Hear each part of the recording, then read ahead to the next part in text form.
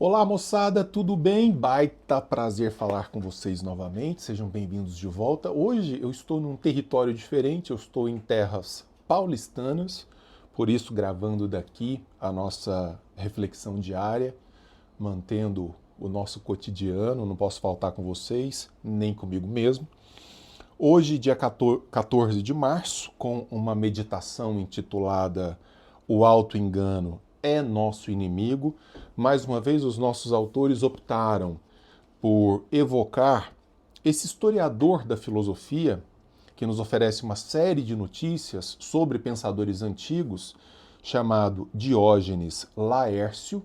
Não confundir esse Diógenes, historiador da filosofia, que tem o Vida e Obra dos Filósofos Ilustres, é o título do seu livro. Aqui eles colocam Vida e Doutrinas de Filósofos Ilustres. Você vai achar algumas versões desse título, mas é sempre o mesmo livro. Não confundir esse Diógenes Laércio com o Diógenes o Cínico, lá do cinismo, da filosofia cínica, que é uma filosofia que está mais ou menos no mesmo período histórico, mais ou menos não, está no mesmo período histórico do estoicismo, dando algumas respostas também a um período de crise, né? Como eu expliquei lá na primeira meditação, naquele período de crise causada por Alexandre o Grande, toda a sua expansão territorial e essa crise que se instala no pensamento do homem grego, especialmente. E o Diógenes Laércio está referindo aqui, nesse trecho, Zenão, que, bom, acho que é melhor a gente ler logo a meditação e refletirmos a respeito dela. O Diógenes diz o seguinte: Zenão também dizia que nada é mais hostil a um firme domínio do conhecimento que o auto-engano.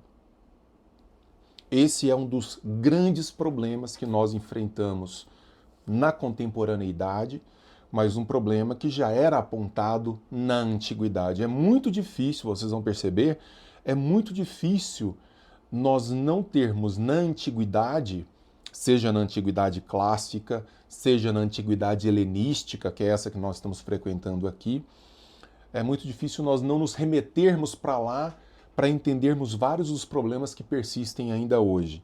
E essa questão do auto-engano é fundamental para a gente entender os erros que nós frequentemente cometemos por imaginarmos saber alguma coisa quando na verdade não a sabemos. Eu quero ilustrar essa historinha aqui, ou esse trecho aqui, com um passo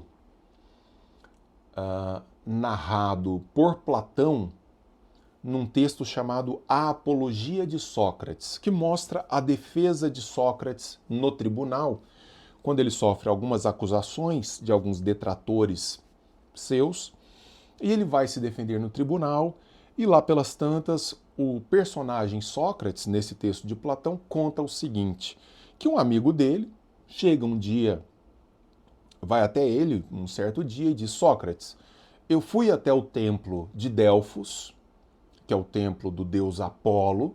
O templo era uma espécie de ambiente oracular, né? Aquele ambiente no qual você vai, faz uma pergunta ao oráculo e o oráculo te responde com uma máxima, com uma frase que você deve interpretar.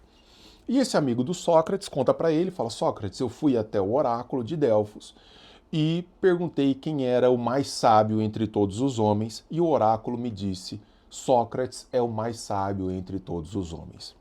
E o Sócrates fica indignado com aquilo. Como? Logo eu, que sou o homem que admite que nada sabe, eu só sei que nada sei e nem pressuponho saber coisa alguma, como esse homem pode ser o mais sábio entre todos, com tantos gênios andando por aí em território grego? E o Sócrates diz que, então, provocado pela resposta do oráculo, começou a andar em praça pública, começou a andar pela cidade, perguntando para aqueles sábios ou reputados sábios da cidade a respeito dos seus temas de especialidade. Então ele vai ao poeta que fala sobre o amor e pergunta ao poeta, né? Olha, mas tudo bem, você faz aí canções e poemas sobre o amor, mas me diga exatamente o que é o amor. E ele percebia que com uma pergunta simples, ele desmontava o sujeito, porque ele percebia que o cara não conseguia dizer para ele o que era de fato o amor. Qualificava o amor, falava, o amor é uma coisa maravilhosa, o amor é lindo, o amor nós devemos cultivar. Mas ele diz, tudo bem, mas você não me disse o que é o amor. Você está me dizendo que ele é lindo, que é maravilhoso, que todos nós devemos cultivar, mas você não me definiu o amor. E a mesma coisa ele experimentou quando foi falar com os aplicadores de justiça, perguntando: e aí, o que é a justiça? Não, a justiça é uma coisa muito importante. Sem ela nós não podemos viver, sem ela não há vida possível em sociedade. Tudo bem, você não me definiu o que é justiça. E ele disse que essas investigações, que sempre causaram muito incômodo nessas pessoas, o levaram à seguinte conclusão: o oráculo disse que eu sou o mais sábio entre todos os homens porque eu sei que nada sei, nem pressuponho saber coisa alguma, enquanto os outros que nada sabem, ao contrário, pressupõem saber algo. E esse é o pior tipo de ignorância, a ignorância que não é sequer ciente de si mesma. O auto-engano, a ideia de que eu sei o que não sei, a ideia de que eu sustento um conhecimento que, na verdade, se ampara muito mais em achismos, opiniões, posições mal meditadas.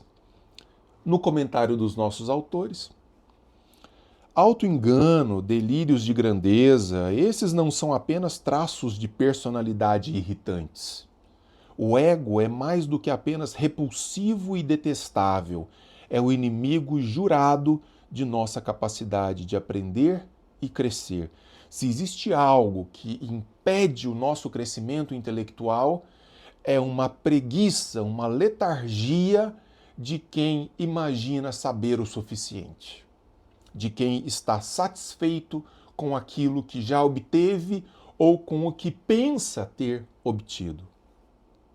Como disse Epiteto, é impossível para uma pessoa começar a aprender o que ela já pensa ou o que ela pensa que já sabe. Hoje seremos incapazes de melhorar, incapazes de aprender, incapazes de ganhar o respeito de outros se pensarmos que já somos perfeitos, um gênio admirado de norte a sul.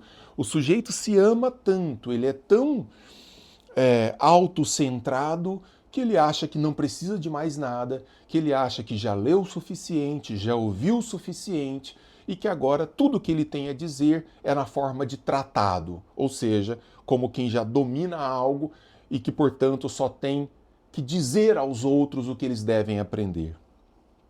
Mas nunca se coloca na condição de aprendizagem ele mesmo. Nesse sentido, ego e auto-engano são os inimigos das coisas que desejamos ter porque nos enganamos, induzindo-nos a pensar que já as possuímos.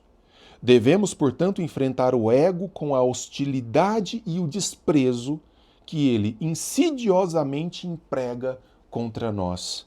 Mantê-lo longe, ainda que ao menos por 24 horas de cada vez. Sempre vigilantes para que o ego não se sobreponha, o achismo não se sobreponha a uma realidade mais dura. O universo da investigação, o universo da pesquisa, do conhecimento, ele não para nunca, ele sempre exige de nós essa abertura. Para finalizar, quando alguém vem me perguntar, Denis, eu queria participar da Sociedade da Lanterna, mas eu nunca mexi com nada na filosofia, Denis. Eu me considero uma pessoa completamente despreparada. Tudo o que eu sei é que eu não sei. Aí eu digo para essa pessoa, você sabe o que precisa saber, que não sabe. Você já está numa condição filosófica que tantos outros não estão e que vão demorar muito a chegar a essa condição. O sujeito que é consciente do seu não saber, ele se coloca na condição do filósofo. Ele se coloca na condição do investigador. Quem eu temo de verdade não é quem nunca frequentou as coisas da filosofia, mas está disposto a se colocar em jogo com as coisas da filosofia. mas é aquele que, tendo às vezes lido 2 ou 3 pagininhas de um diálogo de Platão, ou visto um videozinho qualquer no YouTube, diz assim: eu sei o suficiente, é quanto basta. Desse aí eu tenho medo. Não sejamos essa pessoa. Beijo grande para vocês, tenham um excelente dia. Não deixem de comentar, curtir, compartilhar e não deixem de entrar no nosso grupo aqui de WhatsApp para você receber todas as informações para ingressar na Sociedade da Lanterna e aperfeiçoar sua vida filosófica a partir de um ambiente extraordinário no nosso mês de aniversário. Beijão e até amanhã.